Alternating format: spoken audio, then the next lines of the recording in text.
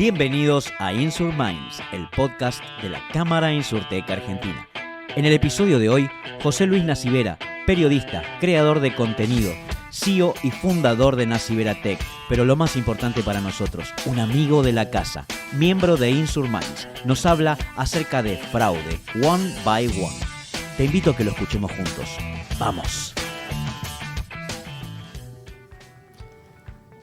Una vez más, grabando de las oficinas de APAS. Otro episodio más para Insur Minds. Juli, ¿cómo andamos? Hola, muy bien, muy feliz de estar acá en las oficinas de APAS, con José, con Soco y con vos, Valen. Tenemos una misteriosa encubierta. Soco, ¿querés saludar?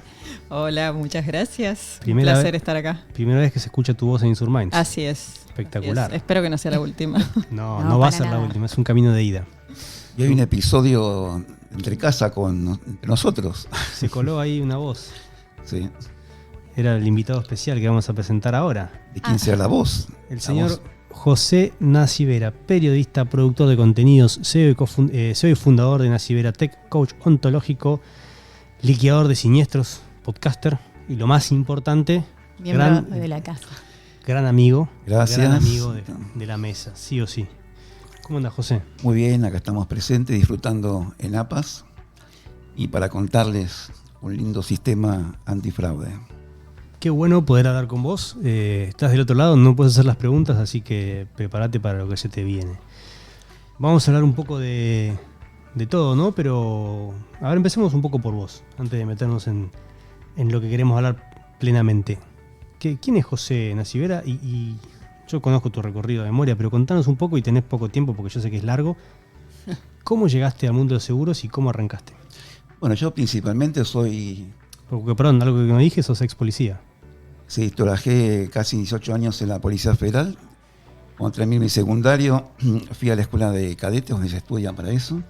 3 años y egresé y bueno, desarrollé una hermosa profesión durante 18 años, colaborando con el prójimo, con la ciudadanía. La verdad que una linda experiencia. Mirá qué multifacético. Y ahí aprendí. Total. Y me di cuenta que tengo una personalidad bastante flexible, pasando de ser policía, después estudiando la conducta humana, neurolingüística y el coaching ontológico y el periodismo. Así que me fui adaptando a las realidades que van sucediendo. Y ante todo esto, bueno, un día fui niño y ese niño tenía sueños. Bien. Y me di cuenta que en ese tiempo, después me di cuenta que era algo más bien de las neurociencias, que tenía una habilidad para relacionar cosas cuando era chico. Jugaba con cosas, relacionaba cosas, y cuando fui entrando al mundo del seguro, empecé a relacionar saberes. El tema del seguro, qué tiene que ver el aprendizaje policial con el tema de los podcasts de pronto, con el periodismo, con el estudio de la conducta, las neurociencias, la PNL, el coaching. Bueno, empecé a fusionar todo eso y lo apliqué al mundo del seguro, siempre especializado en la investigación. Mirá qué bien. Después, bueno, obtuve la matrícula como liquidador y siempre detrás de lo que es las conductas disvaliosas que tienen los clientes. Bien. Y conociendo a los productores, bueno, también vi que no había que investigar de una manera traumática, sino que se podía también conversar con la gente para saber si lo que vivió era producto de sus emociones realmente. Porque todo lo que vivimos son producto de las emociones, principalmente la sorpresa. Total. Y ahí, sí. Lo que me interesa mucho de tu método, yo conozco bastante los métodos de los cuales los distintos estudios de investigación usan para poder detectar o entender si un siniestro fue fraude o no, pero tu método no es como el tradicional, no vas a la investigación más presencial, sino que lo haces todo por teléfono, ¿no? Entonces justamente ahí me imagino que el desafío más grande, porque no tenés toda la parte de visual de entender que te cuenta también cómo es la persona, ¿no? Entonces, ¿cómo haces para reemplazar toda esa pata, ¿sí?, con la parte únicamente auditiva? Bueno, cuando empecé con todo esto, conocí la neurolingüística, la PNL, y eran todas entrevistas presenciales. Bien. Donde se veía la microexpresión, se veía todo el tema del desarrollo de la expresión verbal y no verbal.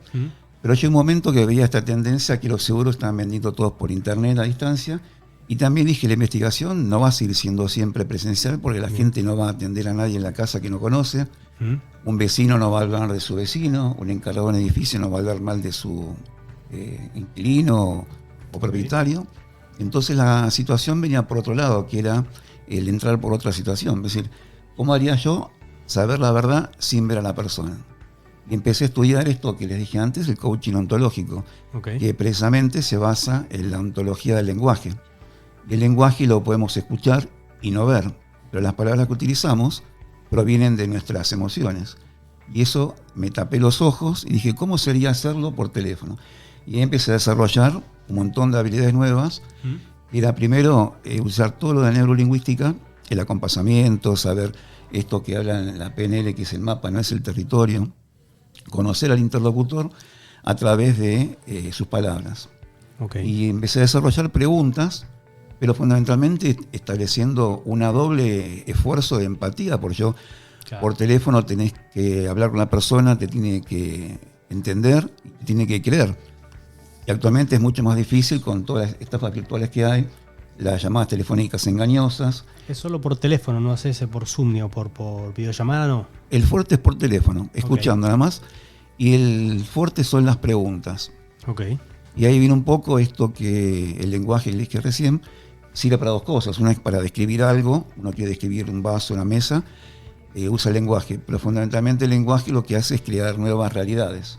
Y en un siniestro, lo que hacemos al explicarlo es crear nuevas realidades. Y de esa manera, bueno, puedo trazar con preguntas, pero fundamentalmente, bueno, acá la audiencia lo pueden escuchar muchas personas, no vamos a fomentar el delito de fraude, pero sí hay algo que se pudo comentar y nadie lo puede después recrear, es el tema de lo imprevisto de las situaciones. Es decir, más allá de un montón de cosas uno puede saber de metodología de investigación, el tema de la situación imprevista que tiene un siniestro, que tiene ese súbito e imprevisto. Pero a su vez lo que la persona vive también tiene que ser imprevisto, porque nadie sabe que un minuto o un segundo después le va a pasar algo y tiene cubierto por una póliza. Y ahí viene el recrear esto de las preguntas. Las preguntas son basadas en el metamodelo del lenguaje, que el que conoce un poco de PNL le va a ser familiar esta palabra.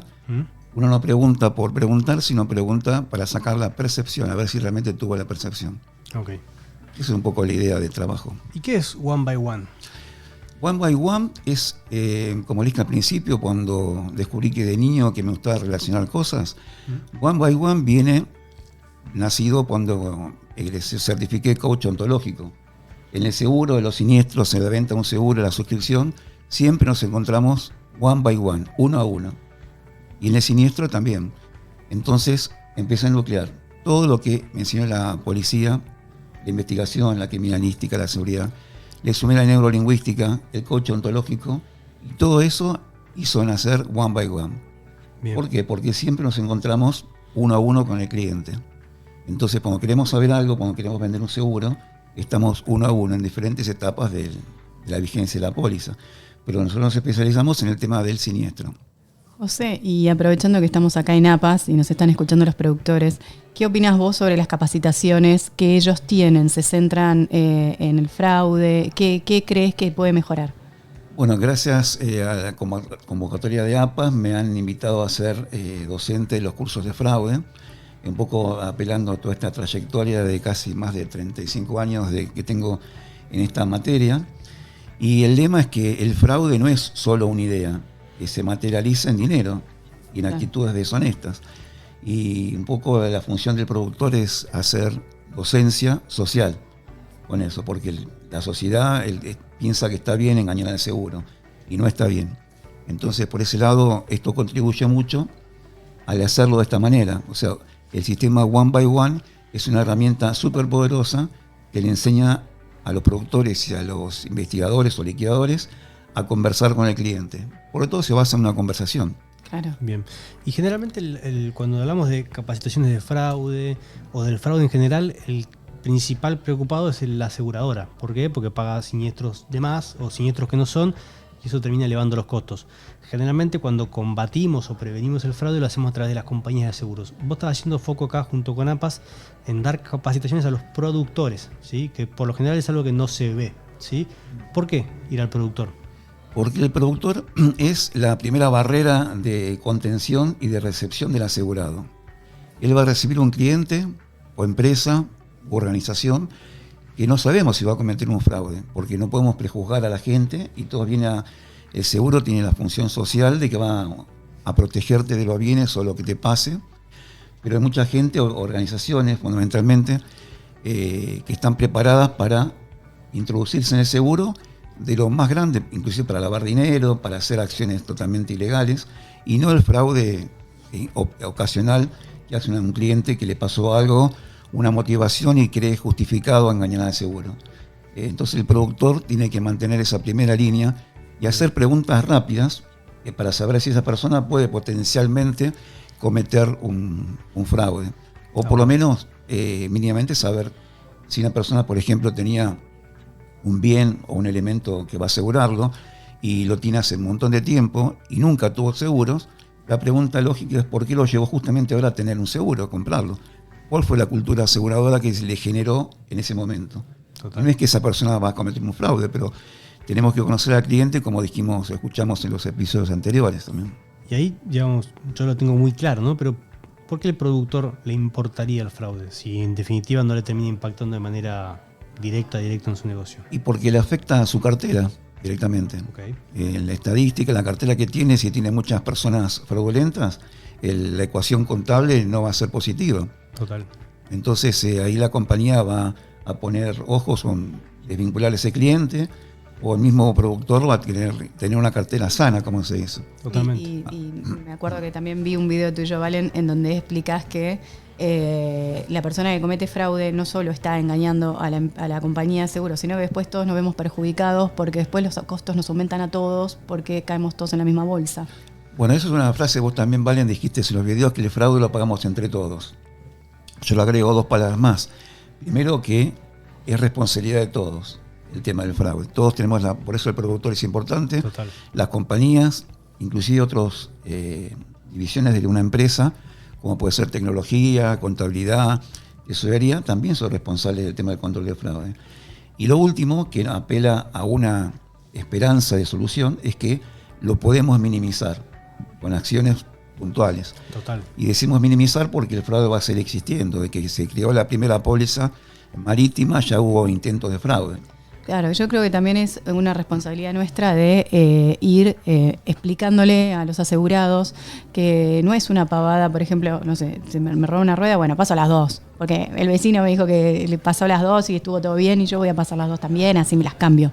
Que esas avivadas, en realidad, no es un chistecito una avivada, estás cometiendo fraude. Y las compañías ahora están teniendo un listado de personas fraudulentas. Total. Esto también hay que decirle a las personas que no es como una mentirita blanca. Esto realmente está afectando al mercado y que no está bien. Porque no si yo pago el seguro nunca me pasó nada. Ahora paso una rueda, paso 2. No, es como que esa es responsabilidad nuestra también, ¿no? De decir, che, acá no es una mentirita, esto es un fraude. El cliente tiene que saber que el fraude es un delito. Por eso a veces hay delitos, ¿qué entendemos por delito? Cuando vemos algo sangriento, no, es un delito, no. Hay delitos que generan acciones desvaliosas y son penados por el Código Penal. Por eso están tabulados. Así que el fraude es netamente un delito. ¿Y vos pensás que tendría que haber alguna penalidad? Sí, tendría que haber una penalidad de fraude del seguro. Está tipificado dentro de las estafas o esas cosas, pero en otros países tienen el fraude del seguro como una tipología penal también. Tendría que haber condenado y en algunos casos últimamente la justicia ha actuado bastante bien, las compañías han generado acciones penales, un grupo de abogados hemos conocido que publicitaba en las redes, ha sido investigado, detectado y condenado. Total. Y utilizaban el conocimiento de la profesión médica o abogacía para cometer delitos y estafar al seguro. Y eso lo hacen porque ven que no hay muchas barreras de contención. Entonces les resultaba fácil fraguar un siniestro. Pero las compañías cada vez están trabajando más en esto, con base de datos, con tecnología, y el fraude no lo están dejando pasar. Yo soy testigo de eso por las cantidades de siniestros que nos derivan. Totalmente. ¿Y cuál es el impacto a gran escala que puede tener justamente este producto One by One? Bueno, este producto o sistema One by One capacita en un entorno que yo le llamo inmersivo. ¿Por qué? Porque la tipografía o la metodología de investigación o de capacitación está basada en aportar al analista, al productor o a quien quieren estudiar esto, todas las herramientas de tecnología y neurociencias. Pero lo inmersivo, para hacerlo por teléfono, esto que vamos a decir al principio, utilizamos estas mismas herramientas del podcast. Es decir, se pone esta mesa no para hacer un podcast inmediato, sino que es el cliente uno a uno. Y nos encontramos como ahora, viéndonos las caras y hablando. Pero ¿qué pasa en el teléfono? Que no miramos. Entonces, el elemento que le ponemos en ese momento para capacitar es un pañuelo en los ojos. Le tapamos los ojos, con doble sentido. Primero para no ver al otro, pero también para saber que estamos como ciegos en la investigación. No sabemos y queremos ver. Entonces, el refrán no es ver para creer, sino creer para ver. Entonces, confiando en el sistema, vamos a poder ver dónde está el fraude, creyendo en one by one. Excelente. ¿Y cuáles son los próximos pasos? Los próximos pasos es la difusión, entrenarlo. Ya varias compañías se interesaron en el tema, lo estamos replicando. Una de las compañías importantes del país lo quiere hacer para sus productores internos. Bien. Después otras compañías quieren entrenar a sus analistas para saber investigar, por ejemplo, un siniestro de responsabilidad civil, y que se tercerizaba. Bueno, lo pueden hacer ellos, sabiendo cómo hacerlo. One by one los entrenan para poder hablar con el cliente. Excelente. Así que es un poco el producto, cómo funciona. Excelente, José. La verdad que un placer siempre hablar. El fraude es algo, una palabra fea, es algo muy feo. Pero la verdad que con vos está siempre muy bueno hablarlo para poder entender un poco y saber que básicamente si no hablamos, no lo trabajamos, y si no lo trabajamos, sigue estando. Sí, una última reflexión. Todos conocemos el triángulo de fraude, que habla de la justificación, la motivación y una de las grandes palabras que tiene, que es la oportunidad. Ese es el último vértice del triángulo. Lo único que podemos controlar es la oportunidad. La justificación va a seguir existiendo, la motivación lo mismo. Entonces, con estas acciones vamos a evitar o disminuir la oportunidad que tenga el cliente de defraudar, ya sea con entrevistas, con acciones concretas, base de datos, todas estas plataformas que han salido a la luz. Y bueno, para terminar, José, vos no vas a zafar del juego. No, ya sé. Así que vas a elegir una carta y Soco, así Que sea escuchamos la negra. voz, la vas a leer vos. Sin mirar, no se hace trampa. Ya se las conoce. Te doy, A ver, te, a mí te me doy gusta. dos. Mirá. Te A doy ver qué dos. opinas. ¿Valen? Si bien me las gustó conozco, eso, pero me gustó responderlas es un desafío. Sí, ¿no? Sí. Siempre la negra es la que va. Bueno, vamos con la carta A ver, negra. Soco, ¿qué dice? ¿De qué tenés miedo? Uy, ¿de qué tengo miedo? ¿Tenés miedo a algo primero vos? Sí, tengo muchos miedos. Con ese tamaño, ¿a qué le tenés miedo? No, todos tenemos miedos. Lo bueno es tener miedo, pero hacer las cosas con miedo. Es decir, Que no te paralice. no me paralice. Tengo todos los días miedo. A pesar del miedo. A pesar del miedo, me levanto todos los días y lo hago con miedo, trago saliva, pienso y ahí voy. Pero miedo tenemos todos los días. Miedo a la salud de mis hijos, a que pase algo a mis seres queridos, a fracasar también, a que no salgan bien las cosas. Pero bueno, hay que hacerlo con miedo. Bien. Y después el miedo queda, ¿dónde estaba el miedo? Y resulta que se fue ese miedo, porque lo que era miedo no era miedo. Así que por eso es un poco la respuesta. Muy buena. Excelente reflexión. Gracias. Bueno, José, gracias por pasar por tu casa. Gracias. Y gracias, Soco, por ser parte Un hoy. placer. Y gracias por hacerme la pregunta. parte. No, gracias.